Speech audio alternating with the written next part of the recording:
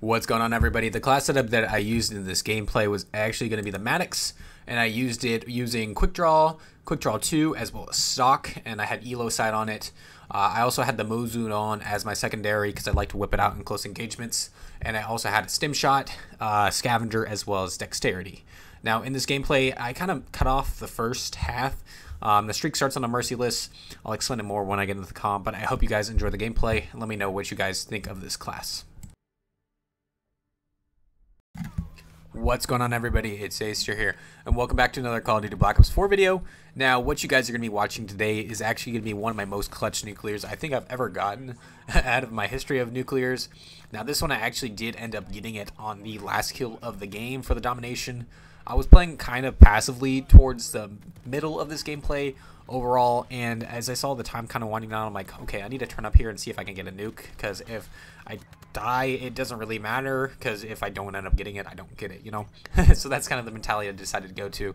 And first off, I wanted to apologize for you guys jumping into a midway point of the game. I think you guys see the Merciless medal pop up at the very beginning, but I just lost the second half of the recording, the first half, sorry, and you guys are watching the second half. But this is the more entertaining part, and this is the part where you guys do see me get the nuclear as well. So I hope that makes it up for you guys. But on the other team, there's this kid who's trying pretty hard. He was about a 2KD player. It wasn't too bad, but he ended up getting nuked, so yeah. Who says I can't play sweats on this game? But, you know. I use the Tempest in this gameplay. Normally, I don't ever use the Tempest down here in this game. As you guys know, I always used it on Black Ops 3. It's just on here, I'm not too used to it, and I never really gave it too much of a chance. But overall, it is really fun to use, and it's pretty decent as well. It's definitely a lot of fun to use, and I feel like it's pretty decent like the Annihilator. It's just kind of annoying when you get people knocked and they end up getting rezzed. That is the only frustrating part about it. The Secret Mine is definitely a lot more useful in me playing solo than something like the Tac Deploy Beacon, just because I don't really take advantage of that much either. And yeah, I really don't care too much about that. But overall, I feel like it was a good gameplay.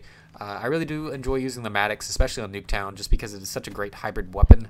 I mean, you can really win at mid-range gunfights and even some long-range ones. And then at close range, you can do really well with it as well. Or for me, on this class up in particular, I put the Mozu on there, so I can whip that out in those close engagements and win those as well. So I think I do that a couple times in the gameplay overall, and it is actually pretty decent, and I do recommend you guys giving this class setup a shot, just because I really do enjoy it, and it is definitely one of my go-tos that I consistently play with. So yeah, that's pretty much all I wanted to talk about on the gameplay overall. I just hope you guys have been enjoying all the recent uploads and everything like that I have been doing.